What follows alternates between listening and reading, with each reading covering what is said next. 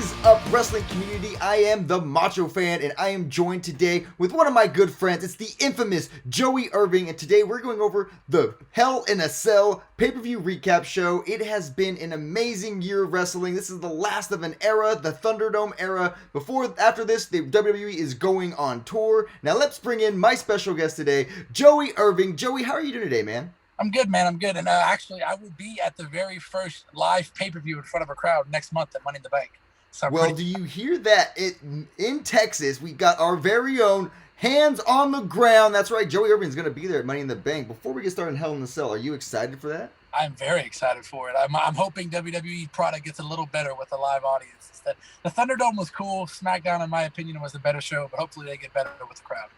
I do agree. I did enjoy my experiences in the Thunderdome. I thought it was a fun way for everybody to get involved. I do hope they somewhat keep that aspect of a Thunderdome. Maybe have 30 to 60 cameras that are not necessarily on screen, but some way that allows us to watch it from afar, because I did enjoy being able to watch it. Kind of like what NXT did. NXT had a live crowd, but they still had some Thunderdome people in the back. Exactly. Some where you can get the best of both worlds, and you can even give a free experience to some of the pay-per-views, especially with it being on Peacock. I can easily see them incorporating that. It'd be something fun and interesting. But let's get into it. We did have a pay-per-view last night. It was Hell in a Cell, and we started off the kickoff show with Mandy Rose versus Natalya.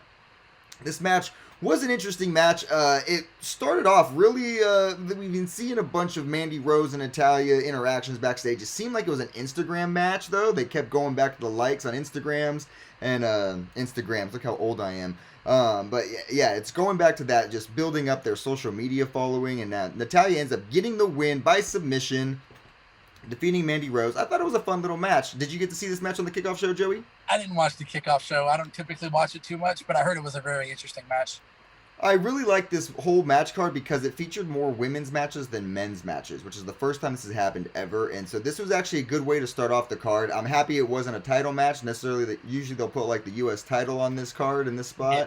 But we got a fun little match between these two women, and it was a pretty good match in my opinion. We started off Hell in a Cell with a Hell in a Cell match. That's right. Bianca Belair versus Bayley started off the show with the SmackDown Women's Championship match. Now, this was a hard-hitting match. I loved all the interactions between Bayley and Bianca. Bayley and when she was yelling at Michael Cole at some moments. Pat McAfee kind of stole the show in this match, too. It was a fun match. I really thought it really started off the show hot. How did you feel about this match, Joey? I thought it was great. In my opinion, I thought that was match of the night. You get Bayley and Bianca, two of the best to do it in a Hell in a Cell. It's going to be a banger for sure, and I really enjoyed that match. Yes, I agree. This was a phenomenal match, especially for Bianca's first Hell in a Cell match. I thought it was a great way for her to showcase her true skills in a hardcore kind of setting. The spine buster through the two kendo sticks taped together, that looked like a brutal spot. I was worried it was going to look kind of cheap, but it actually looked like it hurt. So that was a great work on those women. They did a good job. In that final spot, the KOD through the ladder. Oh, man, that was chef's kiss right there. Yeah. Bayley's going to feel that this morning. Bayley is going to feel that this morning. All right, and then so we had Bianca Belair retaining her SmackDown Women's Championship via pinfall. And then next up, we had Seth Rollins versus Cesaro in this back and forth match that they've been going. They're going to turn this to a best of 5 at this point, or do you think it's going to be ending after this one? I mean, Cesaro did get a pinfall. Money in the Bank, I would assume, since they both have a win over each other.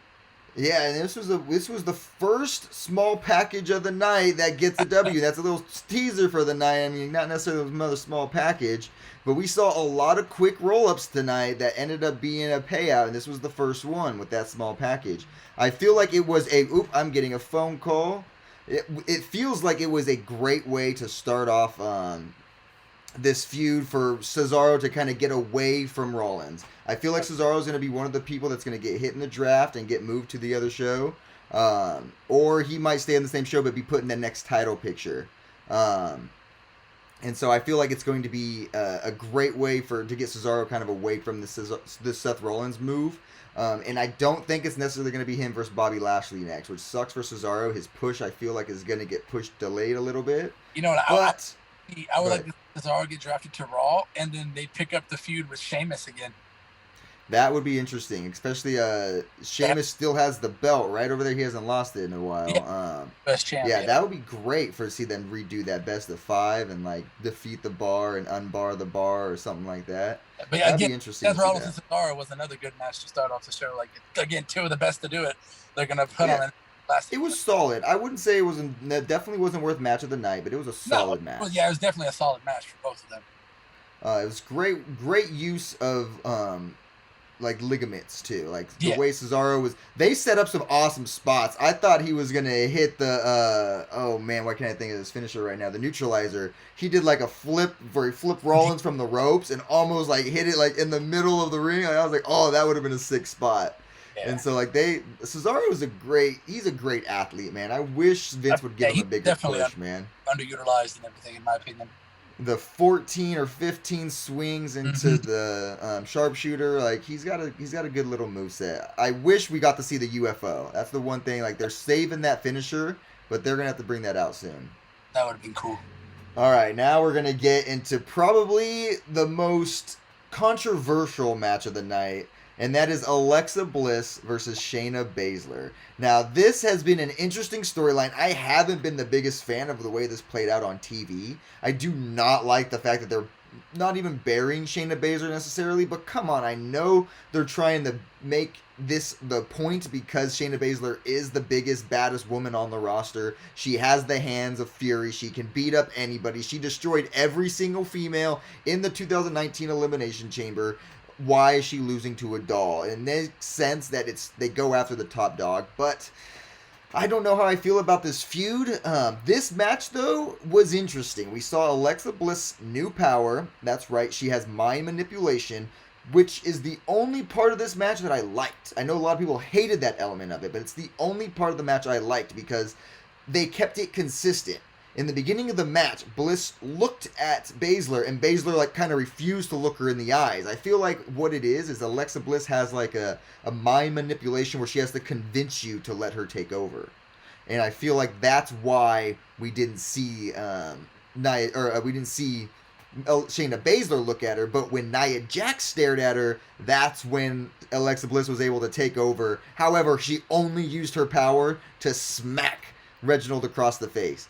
I would have liked to see if she actually would have taken Nia Jax as like a Hodor from Game of Thrones and actually went and attacked Shayna Baslzer. That would have been cool, and I would have probably been a little bit more accepting of that. I feel like we're growing onto that, but it wasn't as involved as I thought it was. And this whole supernatural stuff, it's gonna take a lot to get over in the universe. I have a feeling because I saw it on Twitter. This sucked. How did you feel about it? I wasn't a big fan of the match, and I agree with you. They're definitely making Shayna Baslzer look really weak by just this whole story about her kind of getting controlled by Alexa Bliss. I'm just not a fan of it. It's cool that she has the powers, but I'm not a fan of a once dominant person like Shayna Baslzer, who, like you said earlier, destroyed 6 women in a elimination chamber match in like record fashion just to get essentially looking weak against Alexa Bliss. I'm just not a fan. They're definitely, but again, like who else do they go after? I guess if they would have did it with anybody else, it would have just looked like a quick squash. Exactly. You kind of have to use Nia Jax or Shayna Baslzer, and I feel like Baslzer is the better of the. I feel like Shayna Baslzer might be able to get over as a babyface after the end of this. Maybe that's the whole goal. I see that. I can see that too. Yeah. All right, now we're going to move into the next match, which is probably one of my matches of the night, which is Kevin Owens versus Sami Zayn. I love when these two get in the ring together. It's always a hard-hitting affair, and you could tell that Kevin Owens was still playing up that Nigerian nail. Sami Zayn is just an absolute beast when he's on his like A game of like just hitting the exploders, just always going for like the headbutts. Man, they were bleeding from the mouth, both of them at one point. And then the haluva kick for the win was just epic fashion. The way it was set up, it didn't look choreographed. Especially with the haluva kick, you kind of have to set that one up. I felt like this one was set up flawlessly.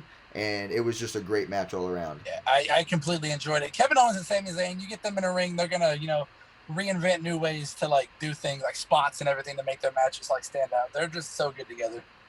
Yeah, they are, and it's like you can tell that these guys enjoy working. They're comfortable working. Yeah, they're very comfortable with all the spots they were making. Like it didn't look like they were setting anything up. I love it. It looked like it was a perfect dance. And the storytelling was great. This isn't over. This isn't over. Like, it's just the beginning still. Oh, yeah. And they've been doing it for 5 years. Yeah. Well, yeah, they've known each other for almost like 20 years, though. But yeah, they've been wrestling. Yeah. 5, yeah. And so, like, it's another great match. I'm excited to see how this plays out, especially if it ends up with one of them becoming champion. I don't know how Apollo's going to get involved in this again, but it seems like he's going to have to. Oh, yeah. All right, and now we're going to get into, the most disappointing match of the night, in my opinion.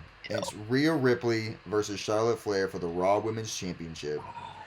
Now, it had the potential to be the match of the night. Like, these two women are like the literally opposites of each other, like the yin and the yang of women's wrestling.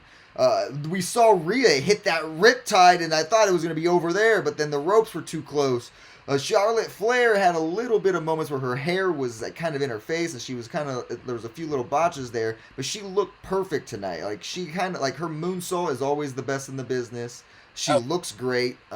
Like, it looked like it was about to be, on paper, you think this would be a perfect match. However, we get the ending, which outside the ropes, right, the little opening part of the table, which everyone normally knocks it off when they try to break through the table, but this time Rhea Ripley just pulls it up to pull it off, hits Charlotte Flair with it.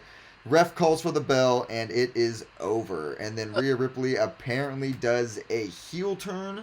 Didn't know if that was necessarily needed, but that was the heel turn everyone was not waiting for, and she hits Flair with another riptide. How do you feel about this match? In all my years of wrestling, I have never seen anybody get disqualified by using an announce table to hit somebody with. Yeah, like we've seen people get pile driven or powerbombed through announce tables, and it's okay. People will jump from the top rope through people on tables, it's okay, but no. Thing was doing that triple powerbomb through the announce table, like in the very beginning of the Shield's run, and like I just, it doesn't make sense. Like, I wasn't a fan of, like, I'm guessing they did a double turn where Charlotte's face now and Rhea Ripley's heel, I'm assuming. I don't think Charlotte's ever going to be face again. Well, I don't know if they did a heel turn with it. This is going to set up for an eventual Becky Lynch return, I'm assuming. Yes. And it's going to be Becky Lynch, and I'm assuming Rhea Ripley would happen at SummerSlam or another pay-per-view down the line. We have seen a report. I know Fightful has confirmed that Becky Lynch has been at the WWE PC Performance Center and was wrestling with Indy Hartwell. And so it looks like she will be making a debut back to the ring soon, especially with this new crowd style where they're not going on live shows every night of the week.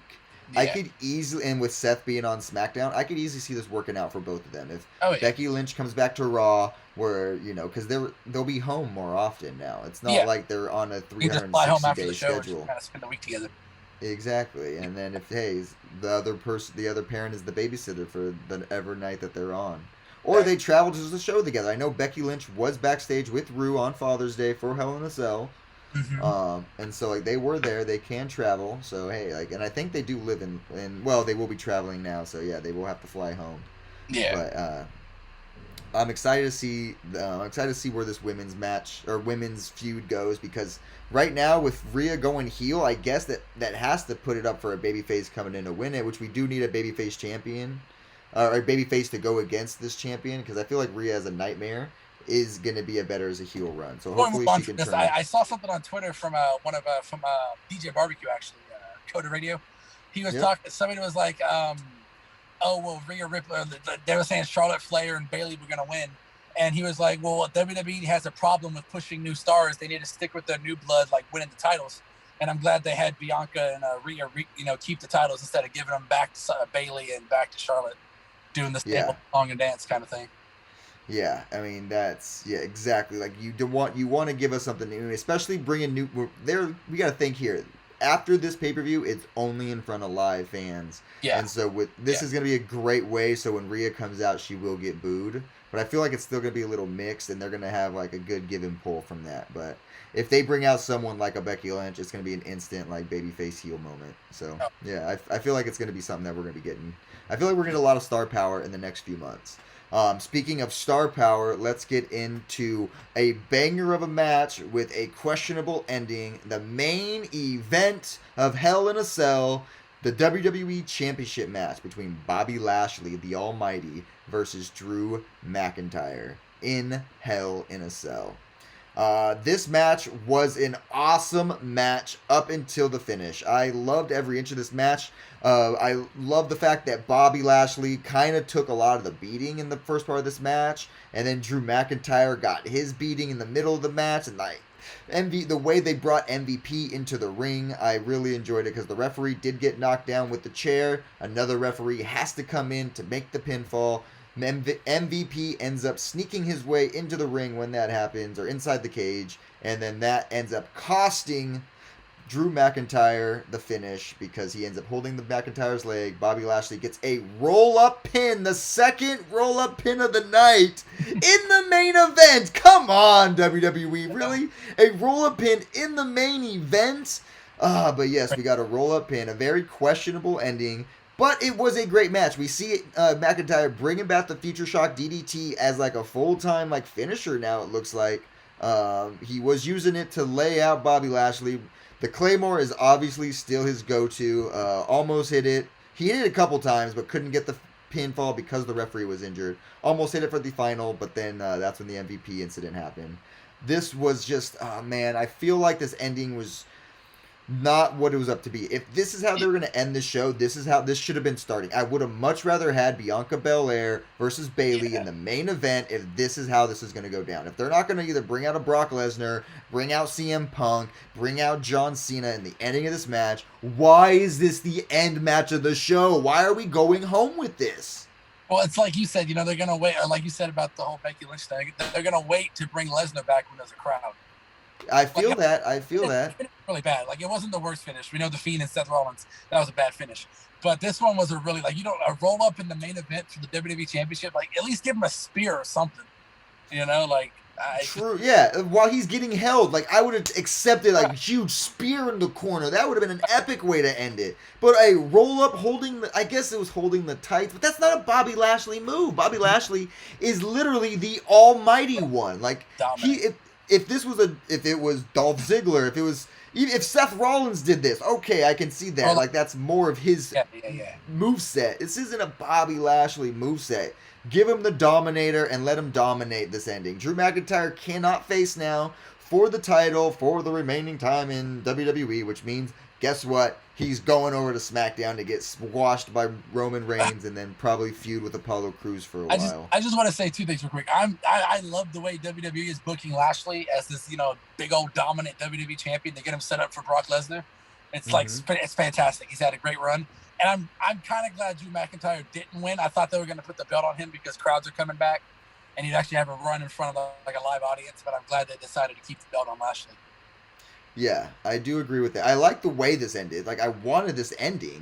I just didn't want it this way. I'm a huge Drew McIntyre fan, but I didn't want to see him get... Normally, with the stipulation of if you lose, you can't challenge for a title again, normally the person with that stipulation would win the match. But I guess it would this time around.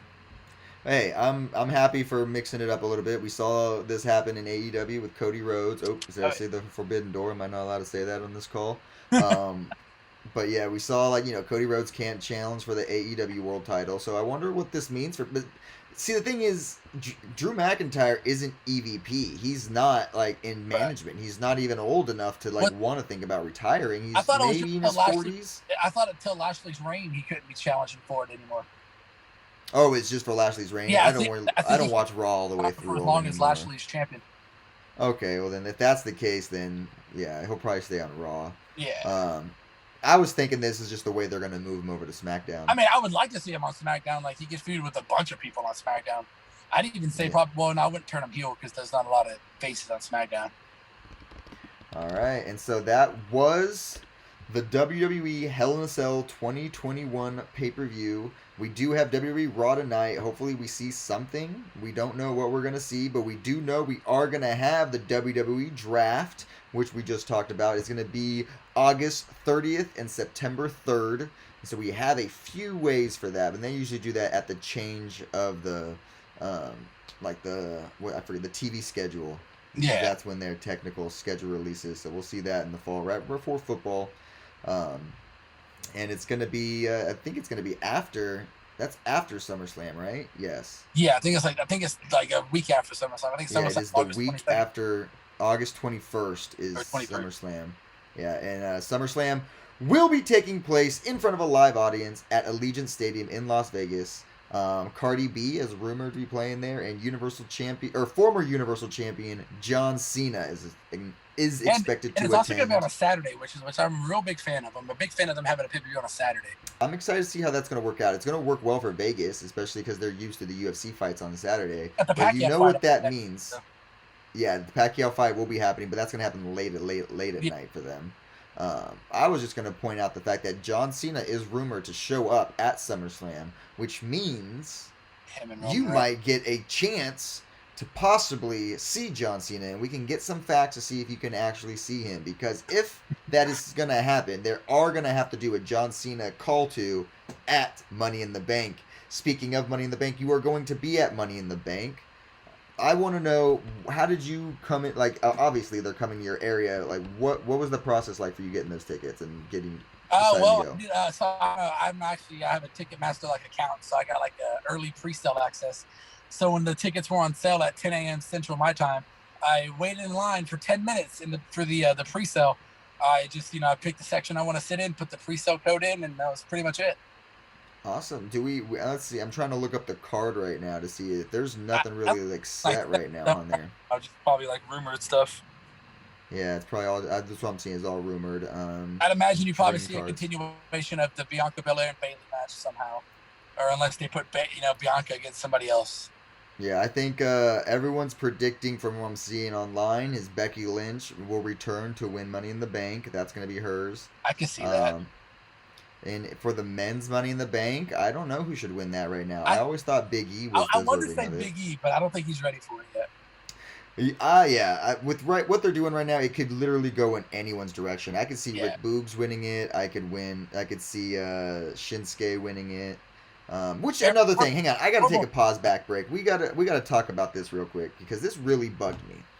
On SmackDown, I'll accept the fact that you want to give Roman Reigns and Rey Mysterio maybe Father's Day off, or you want to try to get big numbers going into Hell in a Cell, so you want to put that match on Friday night. But why couldn't we get the King of the Ring finale, even if you want to call that the King of the Ring finale? But I would have much rather have seen Shinsuke Nakamura versus Baron Corbin on the Hell in a Cell pay-per-view card. That was a great match. That was, and for something that mattered. I hate the fact that they're just putting this King of the Ring gimmick every other year. They're like, oh yeah, we're gonna push it, and they're like, it's not doing that great. Who cares? I'm not gonna do it anymore. Oh wait, we need to bring it back. Oh yeah, I don't really want to do it anymore. That's not working out for me. It's like, come on, make up your mind. Are we going to do King of the Ring, or are we not going to do King of the Ring? Realistically, after King Booker, there really hasn't been any solid King runs in WWE. Yeah, Baron Corbin was really the last one, and then Sheamus. That was a cluster. Sheamus's run was real bad. Yeah, dude, that was forgettable. I literally forgot about that one. I'm not gonna lie. I'm trying to think about. Yeah, it's just I want them to bring back either the tournament or the pay-per-view for one night and have an actual King of the Ring tournament. Yeah, I would accept that too. Even if they have to do it like AEW, where it is a Friday Night SmackDown, but it's just Friday Night SmackDown, King of the Ring, like they did with the Throwback Show. Make all the matches a King of the Ring match. That the next week the King of the Ring is crowned. Let's just do something easy and fun that makes it mean something instead of just I'm the King of Strong Style. Brand face off at the pay-per-view. Yeah, exactly. That's how they used to do it. It's just that's not when Stone Cold won it. They had to do multiple matches in one night, and so I would like to see that. It's King of the Ring style. Speaking of King of the Ring, in the NGTTWF universe, we are going to be crowning the King of the Talk, and that person will be crowned at Detonation, our NGTTWF pay-per-view supercard, which is going to be taking place July 2nd. So make sure you join our Discord.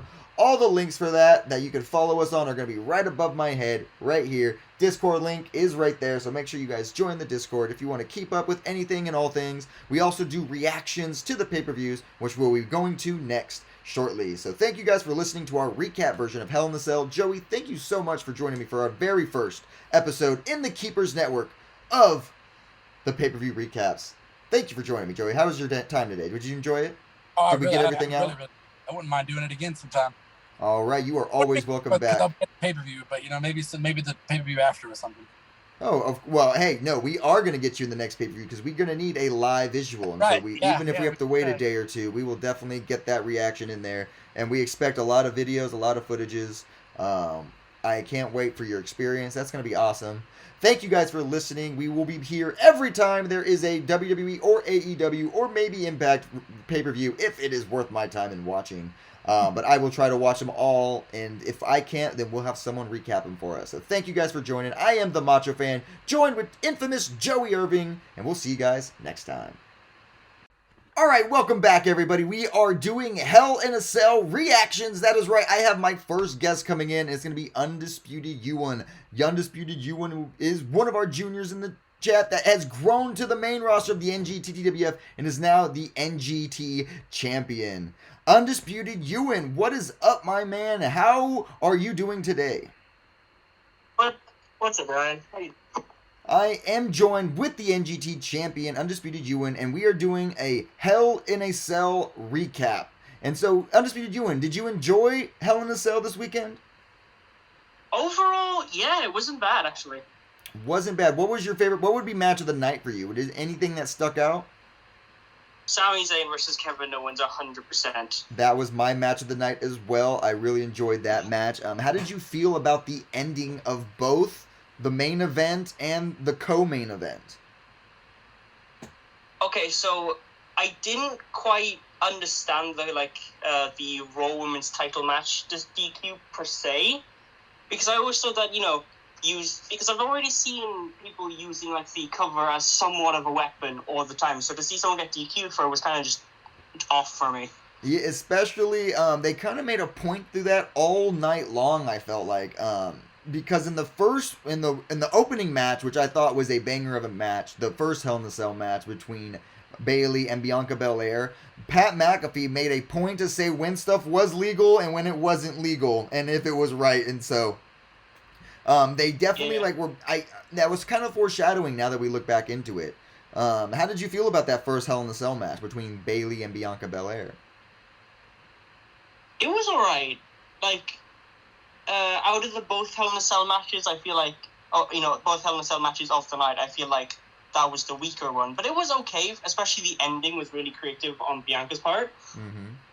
Okay, now going back into that, you did say that you felt like it was the weaker of the two. So I disagreed earlier when we did our thoughts about the show with Joey. I thought both matches were fantastic, but the ending of Bianca's match was worth the ending of a pay-per-view. If that was the go-home move, I would have went home happy. Going home on a roll-up doesn't leave fans going home happy. I really think that they should allowed Bianca and Bayley to headline the show. Do you think the matches should have been swapped, or do you think you like the placement of having Drew versus Bobby at the end there? And give your thoughts on that match too. Okay, so there's a lot of reasons why there's a lot of reasons why I find the Drew versus Bobby match better. The ending, don't get me wrong, terrible, right? But everything in between, everything from beginning to near the end, it was all just destruction after destruction after destruction, and I really enjoyed all that chaos they created, Yes, yeah, I agree. It was definitely, I was saying that earlier, I do like the fact that they brought, for the women's match, they brought out the weapons and they used them, because they did look like they were going to be, weaker, when the kendo sticks, when they put them up, they just put two of them on the ropes, between the ropes and the cage, I was like, that's not going to look like it hurts. But when they did the spine buster, I was like, ooh, that does look like it hurts. But then when you see Drew McIntyre's back at the end of the match, yeah, their match was definitely a little bit harder hitting. They jumped through 3 tables. I'm just so mad that they didn't have a better ending played out for that. This is Drew's last chance at a title while Bobby is champion, and they're going to just have it end like that. What do you think is next for Drew?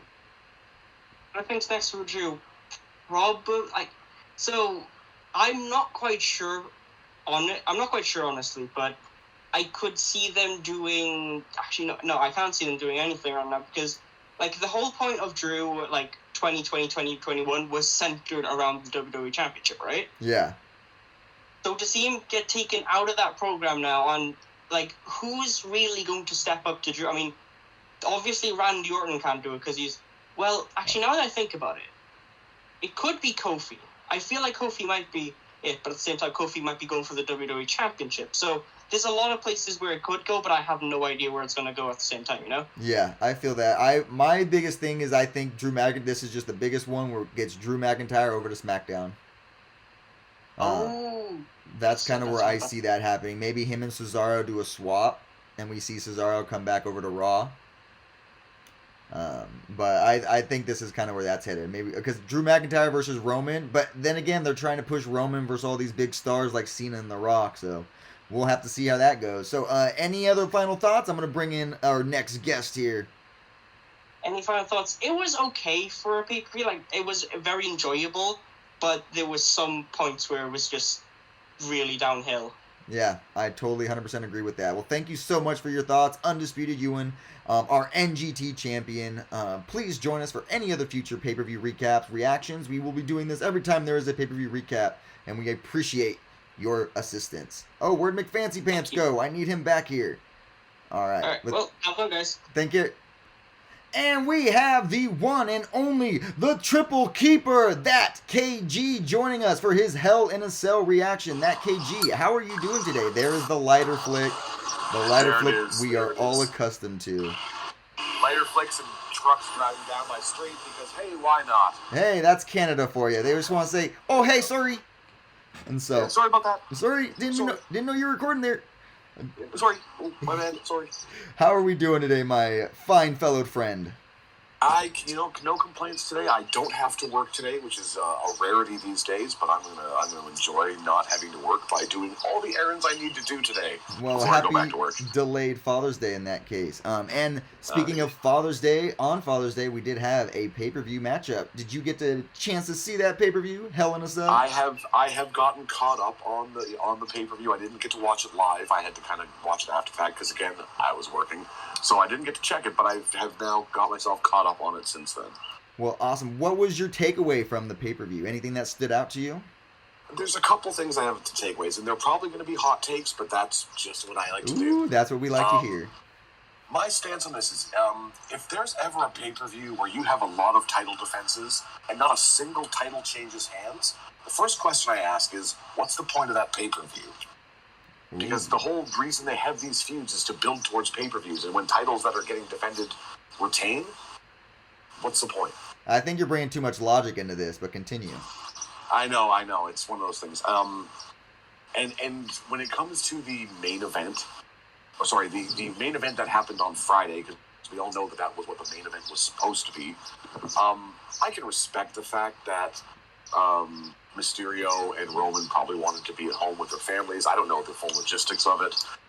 But I was working yesterday. I would have loved to spend time with my family yesterday. And I get paid a hell of a lot less than those guys do. So it's one of those things that kind of just that irked me. It annoyed me. Yeah. Like, I can respect that you want to spend time with your family, but you chose this career path. You knew what this career path was. You know that holidays aren't a thing you get with your families. Especially now that people are starting to come back and things are opening up and crowds are coming back. If people are willing to spend their hard-earned money to go attend these shows, it's great you want to spend time with your family. I would have loved to spend time with my family yesterday, but I had to work. Go to work. I 100% agree. That is reports that either Roman or Ray decided... Well, and also is the fact that I know Vince wants to put that on the main card of SmackDown to boost the ratings, but... They should have did that for the Bobby. If they're going to have the Bobby Lashley and Drew McIntyre, and Raw is the one that needs the ratings boost, why don't you put him in there? Like, put that match on Raw. Like, doesn't make sense. Especially with the ending of that match. That ending could have happened on Raw. It would have had the same reaction, and it wouldn't have then closed out a pay-per-view that made everyone kind of go, oh. Yeah, and then or I would even accept it if they swapped the two Hell in a Cells. Let the females headline the show on Father's Day weekend. I'll accept that. Like, if we're gonna give men the time off, give them the full time off. Exactly. But one thing that we did see was the Sami Zayn versus Kevin Owens, which has been talked about by multiple people. What did you think about that match? I'm very conflicted about that match, actually. I was going to say I loved it, but I'm conflicted. I love the fact that Sami got the win. Yeah. I hate the fact that Owens is now being consecutively kind of taking losses at major pay-per-views. That is true. He's kind of on a heating losing streak, and that upsets me. And again, it's one of those. It's very conflicting because I love both of them. Obviously, you all know my feelings about Sami Zayn. I love Sami. I think they should be pushing him to the moon. The fact that he's starting to get pushes now is great, but when it's at the expense of people like Owens, that upsets me. Yeah, for me, this was match of the night just because I love when these guys are in the ring together, and they always make it look believable. Like, these guys really hate each other, even though they're best friends in real life. They've had years of working with each other. They have all that history, and they can put on absolute wrestling clinics when they want to. Yeah, and they make it look so flawlessly. Like, the way we talked about this earlier during our recap, the way that Sami Zayn set up the finisher was perfect. Like, it didn't look like it was, like, because the haluva kick definitely takes that time to set up. He made it look flawless. And I keep saying this over and over again, but I just, normally when you see a finisher, you can tell the finish is coming. And then this one, when the haluva kick hit, it took me by surprise. Like, yep, that's it. It's over. Like, I love when that happens. Speaking, I'll pat myself on the back for slightly back. When it comes to Canadians, they make it look believable. They don't make it look like, oh, here's the spot set up. They'll just go, and then all of a sudden the finishers will happen, and you'll be like, it feels like they kind of came out of nowhere, but they didn't. If you're watching everything, you'll be like, everything was set up and orchestrated so perfectly that it looked like a legitimate fight where everything was just happening organically, but you could tell they put a lot of thought into that because that's the kind of chemistry they have and the kind of work they put in. Yeah, I fully agree. Like, they a lot of the Canadian wrestlers that we've seen, they'll just say sorry afterwards if it hits too hard, and that's just how it goes. And it's okay, bud. Now, speaking of the questionable finishes, even though I don't think anyone said questionable finishes, but I just did. So, what do you think about the ending for Charlotte Flair and Rhea Ripley? Okay, here's I don't know what their end game with that rivalry was, other than they wanted to give Rhea a win and they didn't want to make Charlotte look weak. Because, oh no, she took the top off the table and hit her with it, and that's an immediate disqualification. I'm like, are you kidding me? Yeah. Like, that felt, either it felt like something had happened and they were just trying to rush the finish, or I don't even know what, but I was like, that, I called shenanigans on that. That is a garbage ending, and that is a questionable ending. I'm like, you're going to DQ someone for that now? People do that all the time. Yeah, exactly. Like, it seemed like it was just a way to trying to do a heel turn to make Rhea Ripley look like a blatant heel. Maybe try to give Charlotte some babyface push, but I don't think she's ever going to be a babyface ever again. So, and that's just it. It's like with the run that she's had and the career that she's had and just the way that she carries herself as a character, her getting, Rhea having to do whatever it takes to try to beat her sounds about right. Yeah. Because, I mean, it's like you have this legend in Charlotte Flair, who, even though she hasn't had as long a career as her father, is as legendary as her father when it comes to just her title runs and the push that she's been getting.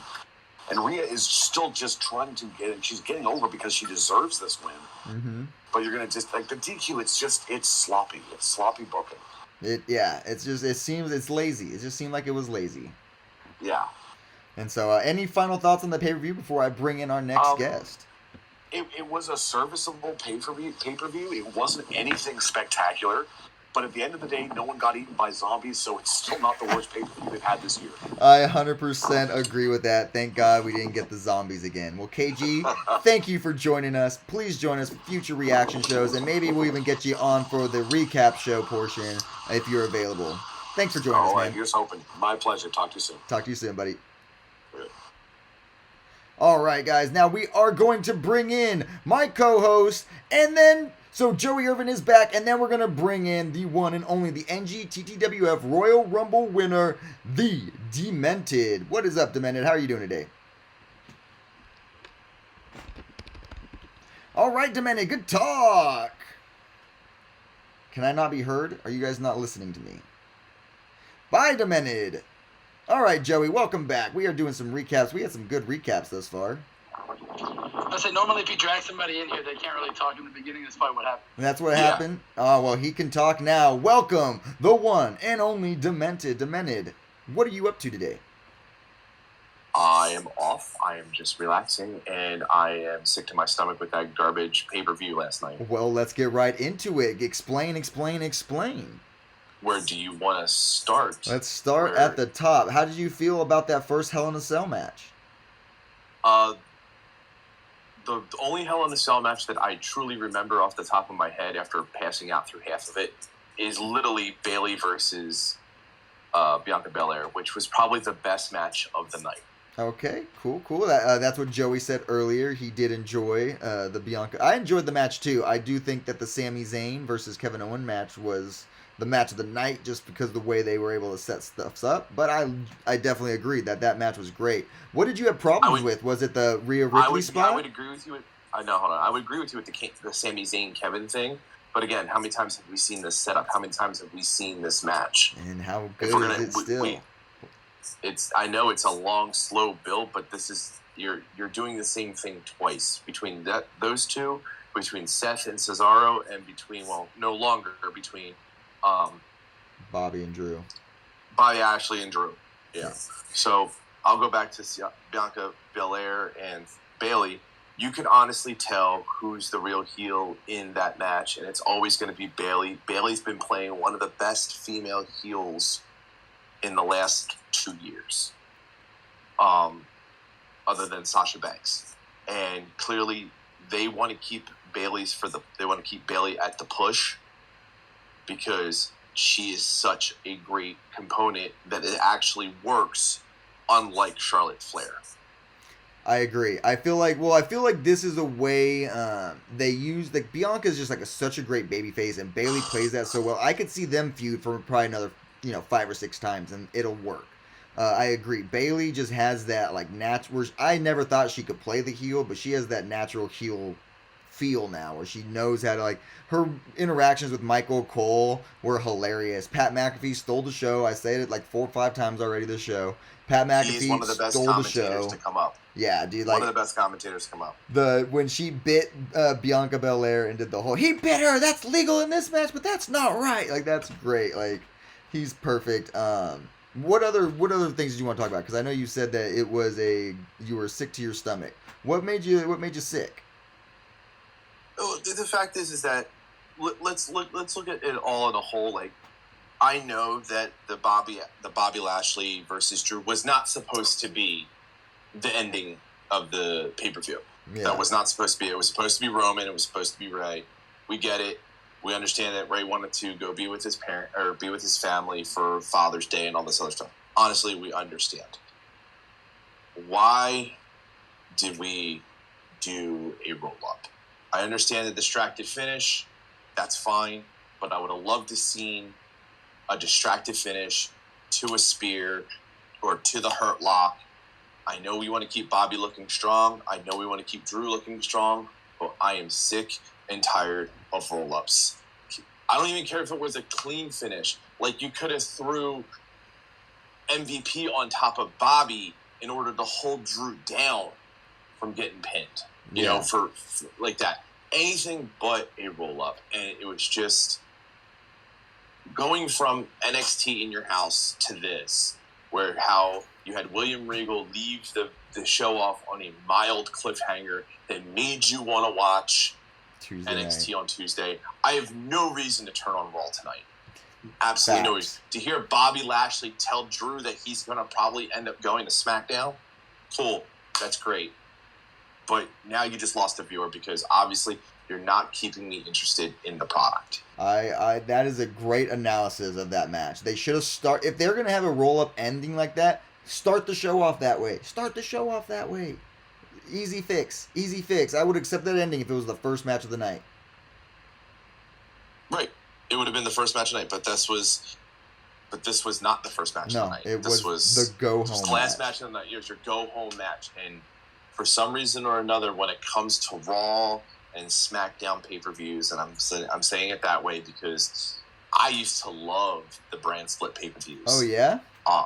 Yeah. It kept it interesting because it kept people focused on one brand. You know, you got all SmackDown matches. You got all Raw matches. And it kept a deeper storyline when it came down to handling characters. It's these interim pay-per-views, which finally they did Hell in a Cell and they had more than 1 or 2 Hell in a Cell matches. I'll give them that credit. Yeah. You know, it was not like like we have a pay-per-view called Elimination Chamber, and there's only technically 2 Elimination Chamber matches in the whole pay-per-view. Yeah. You know, I get it. Those 2 matches are 45 minutes to an hour long. They're not 20 minutes. They're not, you know, a good 20-minute spot. They're 45 minutes. They're like the Rumble. There's only 2 Rumbles, you know, but the Rumble was one of the big 4. It gave you an opportunity like that. Why do we even still have something like the Elimination Chamber when you have something like the Rumble? Unless you honestly make it an enjoyable pay-per-view. I was actually happy to see this happening with Hell in a Cell, where you had 1, 2, 3 Hell in a Cell matches. Even a match that didn't even have a title, you know, almost no title changeover in it, because what happened last night was absolutely nothing. What storyline progressed last night other than Bayley and Bianca and Alexa Bliss can now hypnotize people? Okay, yeah, let's get into that. I want to know your thoughts on that match between Alexa Bliss and Shayna Baslzer. You're making Baszler look weak. She's a former MMA fighter, and she's getting her butt whooped by a mystical brat. Bratz doll. That's literally what it is. She looks like a living Bratz doll. She So does. I love Alexa Bliss as a character. It's just they're not. It's literally like I say. This is my best analogy. The Washington football team was one of the best teams to be put on paper, but their execution is absolute garbage. That's facts. You have to be able to execute. And while Alexa Bliss is a great character and she can execute a character very well, you can tell creative control is absolutely going off the rails with this. And they cannot bring it back in. For everything they're doing, they're having to cut part of it out. You know, 2 weeks ago, Shayna Baslzer gets scared by a doll and flames, and because she's, you know, haunting the Thunderdome. They writ her off this past Monday, because I saw the opening segment, to this. Yeah. And now what are we doing? Burying. What are we going to do? Burying. They got the shovel out. They're burying Shayna Baslzer, who could very well be a great contender to go up against Bianca Belair. I would love to see a program between Bianca Belair and Shayna Baslzer. The battle of the fittest is pretty much what it is. Oh. Because if you look at their history, Bianca Belair was a track star, was a track and field star. So you're saying she's a runner? She's a track star? Yeah. I'm just kidding. All right, but yeah, I 100% agree. That Bianca, like, literally, Shayna Baslzer is the best thing that they have in their women's division. I'm not gonna lie. Like, she was what they wanted Ronda Rousey to be, and now they're putting her in this spot where it's just like literally turning her into Braun Strowman. And I feel like that she's gonna be coming up on a release probably in the next year, sadly, but hopefully not. Knock on wood, because I love Shayna Baslzer. I think she has that moveset. She's like a Kurt Angle and a Dean Malenko mixed together. Right. And then again, we had another roll-up with Seth Rollins and Cesaro. Wasn't that a roll-up? But that was an acceptable roll-up. I would accept that's in the middle of the show. It kind of like sets up like a best of 5 feud between them. Because like, but I feel like, but again, I felt Cesaro would be the next man in line to go up against Bobby Lashley. And well, what are we doing to him now? Money in the Bank? I have my thoughts on Money in the Bank, and I will hold off onto them until we actually get to those Money in the Bank questions. Oh, what a tease. What a tease. All right, so since you're giving us teases, what is your final thoughts on Hell in a Cell? If I was to give it a Meltzer rating, not even a half a star. Not even a half a star. You want to talk about the finish of the Rhea Ripley Charlotte Flair Oh, match? yeah, let's talk about the DQ. You mean a spot where no one ever gets DQ'd before? Until tonight? Or last night, I'm sorry? Exactly. In all my years of wrestling, I know that's... You did get a little Mamba Wi-Fi there, but I do believe in all his years of wrestling, he has never seen you never get to speak. Yeah. You've never been disqualified. Well, okay, let's just say you've never been disqualified using an announce table. We've seen people get DQ'd going through the announce table. Yeah. Like, they finally finished. The finish is the announce table. We've seen that. We've seen people get thrown into the steps and the barricades, and that's like the same thing. It is. It is literally like the announce table. The steps are all a part of the ring. It's never been a weapon. It's never been a kendo stick. It's never been a chair. It's never been a sledgehammer. You know, it's there. It's always been there. It's not a plot point or a plotted spot. It's literally a spot you use to either make it the apex of the match where you're, oh my God, it went through the table. Yeah. To, oh my God, he finished him at the table. Like, oh my God, she got hit with a piece of plastic. Right. I mean, that's the thing, is she didn't even sell it. No, she no-sold the covering. Yeah. And so it's just like, I didn't get that finish. I feel like it was an accident like seriously, like when you see it. And then you see the Rhea Ripley heel turn, which is, we talked about it earlier, Joey and I, like this has to be a Becky Lynch comeback. This is what it has to lead to. It does, and that'll be SummerSlam. Yeah. Or maybe Money in the Bank. I think we were saying maybe Becky Lynch comes back to win Money in the Bank. And here we go with that. And this is where I was waiting for. All right. So my thing is the man is going to be the last entrant in the women's Money in the Bank. Yep. And she is going to run ruckshot on everybody with that briefcase. Because I feel that she is going to go across both brands to mess with people. Because you would need her to do that. Because the other part of that system is that you need Becky. Becky brings money.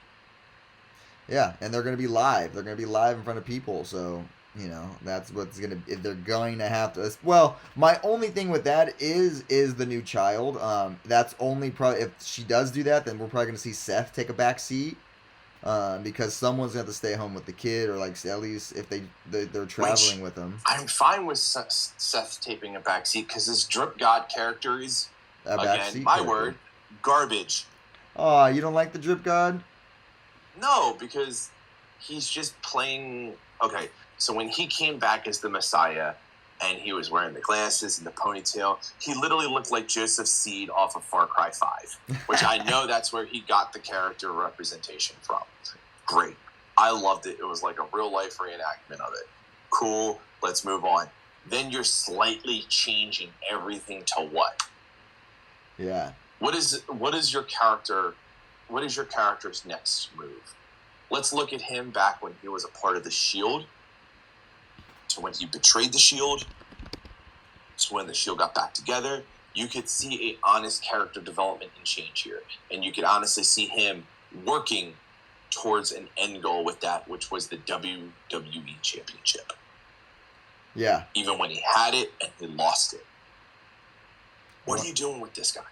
What are you doing dressing him in overstyled suits, wearing gloves, and for what?